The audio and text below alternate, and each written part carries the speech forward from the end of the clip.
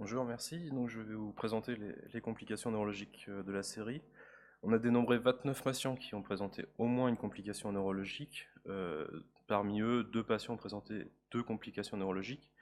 Le délai moyen de diagnostic était un peu élevé à 84 jours. On a recensé 29 complications périphériques, 5 syndromes de la queue de cheval, 22 complications monoradiculaires et une complication pluriradiculaire. Parmi ces patients, il y a eu 2 paraparésies avec cette fois-ci une atteinte médulaire. Et enfin, les complications neurologiques qui sont 10% de brèche durale. Lors de l'analyse univariée des facteurs pronostiques, on a trouvé le diabète avec un petit p à 0,02 et comme ça a déjà été dit, la durée de la chirurgie. Tous les autres éléments propres aux patients comme l'âge, l'IMC, les consommations tabagiques, alcool ou plus techniques comme le type d'ostéotomie, le saignement, l'angle de réduction n'ont pas été retrouvés comme étant significatifs. Dans la littérature, on retrouve des taux qui sont comparables, même s'ils semblent un petit peu plus faibles, on va voir pourquoi après. Il y a 2 revues de la littérature récentes, donc les déficits neurologiques dans ces publications sont classés comme des déficits définitifs ou transitoires, avec pour les OTP sur 2000 patients, 6,7% de déficits définitifs et 2,7% de déficits transitoires. En ce qui concerne les VCR, on a un taux de déficit définitif un peu plus faible à 4,4%, pour un taux transitoire à 5,3%.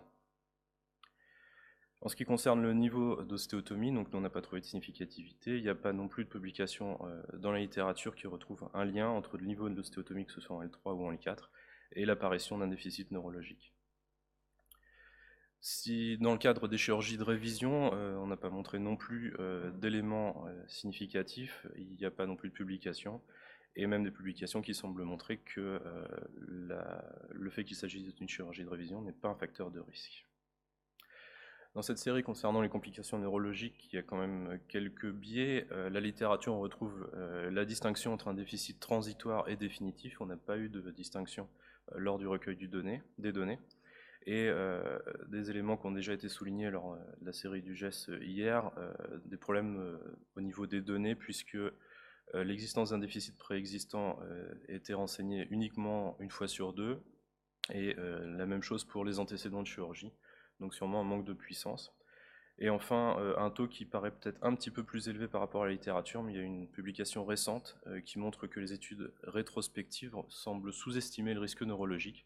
Là, il s'agit d'un recueil prospectif de données avec certainement un taux plus proche de la réalité. Les étiologies retrouvées, en premier lieu des plaies radiculaires lors des gestes d'ostéotomie. On a vu au niveau technique qu'il y a quand même beaucoup de matériel, beaucoup de choses, donc il y a toujours un risque d'avoir une plaie radiculaire.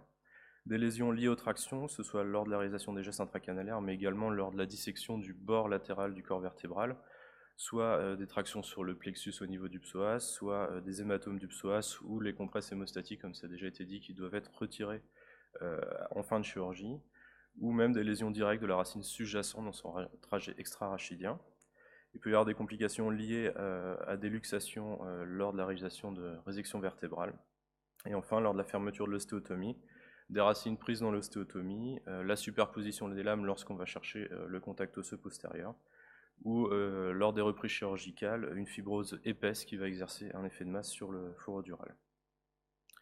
Les moyens de prévention, ça va être l'utilisation du monitoring per-opérateur, ça a déjà été dit, il est indispensable aux zones médulaires, il n'y a pas de lieu de ne pas l'utiliser. L'effet qu'on peut en attendre au niveau lombaire est plus discutable, même s'il peut tout à fait être utilisé. Il y a une publication de 2007 où des patients qui ont eu des ostéotomies lombaires ont tous été monitorés de façon multimodale, donc potentiel évoqué moteur, somesthésique et EMG. En post-opératoire, il a été constaté 3 déficits permanents, 12 déficits au total, et aucun de ces déficits n'a été détecté par ces monitorings multimodaux. Donc les moyens de prévention qu'on peut proposer, la première chose lors des chirurgies de reprise, même s'il n'a pas été noté que c'était un facteur de risque, il est tout de même important de diminuer l'épaisseur de la fibrose, de bien disséquer cette fibrose pour éviter d'avoir un effet de masse sur le fourreau dural. Pour limiter le risque de pseudarthrose, on va absolument chercher un contact osseux postérieur, mais il faut faire attention à ne pas avoir une superposition des lames liée à une compression trop importante. Il est indispensable, avant la fermeture, de vérifier l'absence de corps étrangers long du rachis, en particulier les compresses hémostatiques qui peuvent être laissées, qui peuvent gonfler en post-opératoire, donner des douleurs, donner des déficits. Et enfin, on l'a déjà dit, l'utilisation de tiges provisoires lors des résections vertébrales, surtout en thoracique, où les moindres mouvements de luxation peuvent avoir des conséquences médulaires marquées. Je vous remercie.